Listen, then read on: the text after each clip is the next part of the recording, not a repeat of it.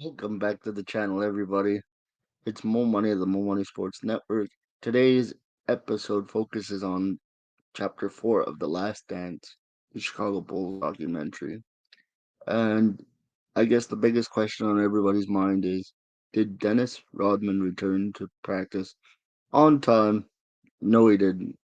Michael said they had to go get him, and he was at Carmen Electra's house and they had to go yank him out of bed. And Mike said, "I'm not talking about what's in his bed or who was there or whatever." But that was the situation.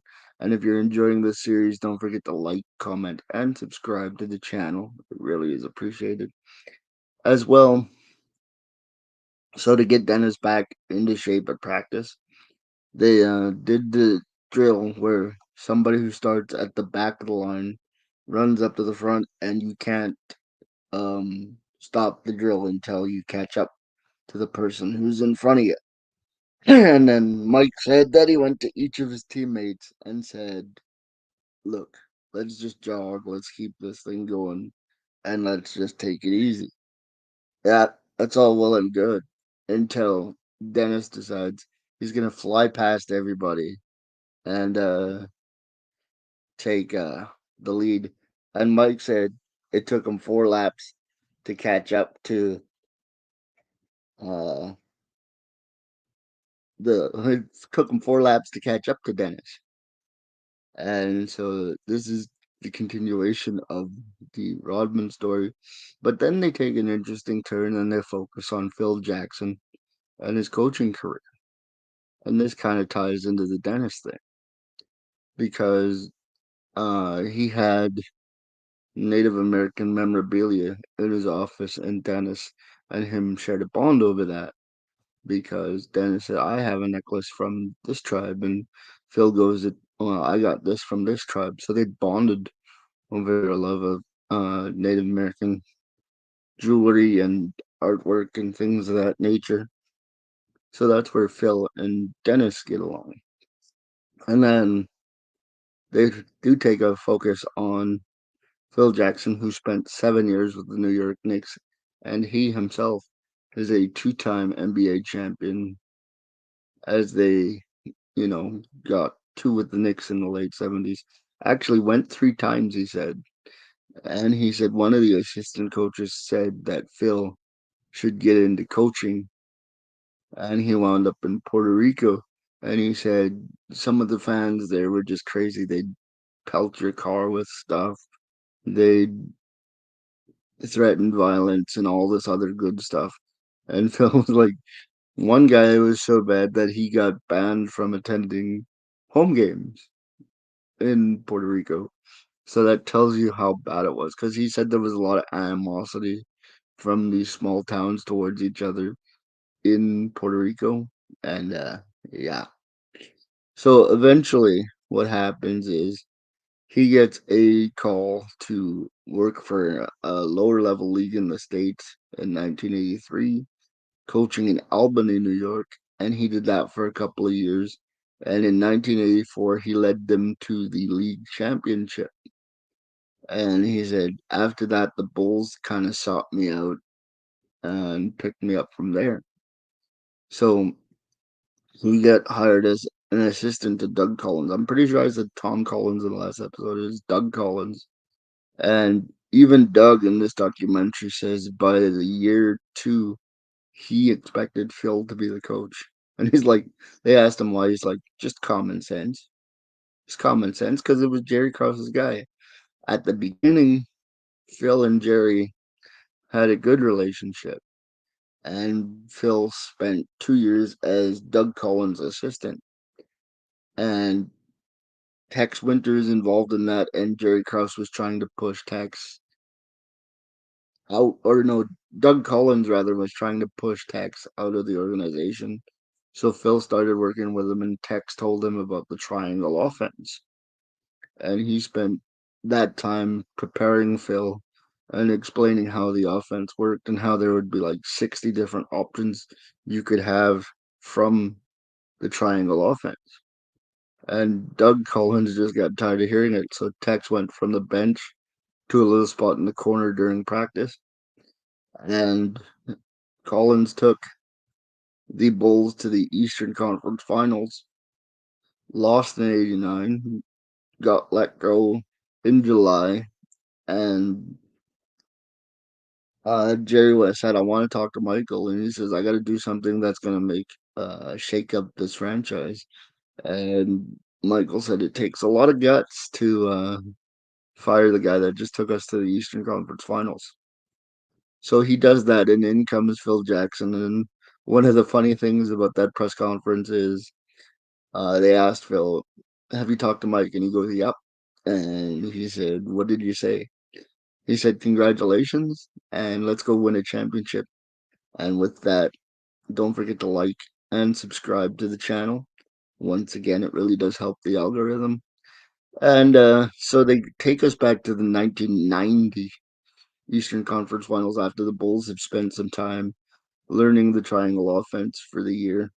And it gets pushed to a game 7. And this is Scotty's migraine game. He doesn't play very well. He's double vision. He wants to vomit.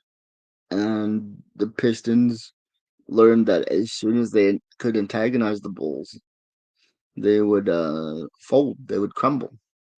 And there's a shot that's very prominent in this documentary where Horace is on the ground and he's got this and he's showing weakness. And Michael said, "Don't do that because as soon as you do that, they know they got you," which they did. And the Bulls lost in '90. And yeah, and then Mike said, "Yeah, they were the better team, and we want to be where they're at." And standard players speak. So it gets to 1991, and Michael's putting on muscle, and the exercise guy was like, I'd ask him to do 6 reps, he'd do 12, and we'd add 5 pounds to the weight until he reached 215 pounds because he started at 205, and that was just how it was. Mike was determined, like, they've been beating me up for years. Now I'm going to give it back to them. And in '91, after 2 years in the triangle offense, the Bulls were ready. And they played the Pistons again in '91 in the Eastern Conference Finals rematch. And they got dominated, did the Pistons this time around, as the Bulls jumped out early and ended up sweeping the Detroit Pistons. And the Pistons walked. This is the part where they walked off the court with 7 seconds left, or whatever it was, and how it was deemed as unprofessional in the papers and everything. And they go to Isaiah Thomas, who said, "In that day, that's not how things were handled by basketball players. You didn't shake their hands." And Mike's like, "That's BS, because I shook their hand both times they beat us as much as it hurt." And all the Bulls teammates were the same way. They were like, "That's a punk move. That is what it is, and that's how it goes. But we beat you anyway, so let's get you off the floor." And then they played Magic and the Bull, or Magic and the Lakers, and it's game 1. The Bulls did, by their own admission, Michael said, they didn't play very well, and they only lost by 2 points because somebody hit a game-winning shot at the end. And Mike said, even though we lost game 1, we didn't play well, and we almost beat these guys. We only lost by 2 points. So we look forward to game 2. And they won the next 3 games quite handily over the Los Angeles Lakers. And it was to the point where, you know, they had won 3 games in a row. And on the opening of the Game 5 broadcast, it was actually broadcast that it is expected that the Bulls will win Game 5. So everybody kind of knew. And it was going back and forth, back and forth, back and forth. And it was tied at 80 after the third quarter. And, you know, Mike was trying to figure things out. And there's a timeout. And Phil goes, "Pax is open, and get the ball to Paxton because they're going to double team you." So Mike feeds John the ball. Paxson hits a three, and then Mike figured out, okay, I can trust these guys to make shots. He'd dribble, penetrate, Pax would be open. He'd hit the shot. The Bulls win 108 to 101, and that is their first championship, and Mike was just like 7 year struggle, and Bill Winnington was like, we'd always seen Mike as the intense competitor, win at all costs. So to see all those emotions was a weird thing because we'd never seen Mike like that before. And then on top of that, they're going through, and it's now January in the 1998 season, and the Bulls are cruising through the season. And one of the reporters hops on the documentary and says, the East was never the question. The Bulls were dominating the East. The question was out West and the team they had beaten the year before, which was the Utah Jazz. And it was February 4th, and they were like, this is the litmus test. It was in Utah, and the Bulls jumped out to a quick 8-2 lead. But again, it was back and forth, back and forth, back and forth. And the Bulls were determined to win this game, which they did. And then the report comes out that Jerry Krause says, we'd love to have Michael back, but Mike's going to have to play for a different coach. And Mike says, no, if Phil's not back, I won't be back. And that's kind of where it ends with the question of, is this going to be the last run of the Bulls without Michael Jordan? And where do the Bulls go from here? Again, like, subscribe, comment on the channel. Until next time, may your ego come from a place that keeps you humble. I'm Mo Money. Mamba out.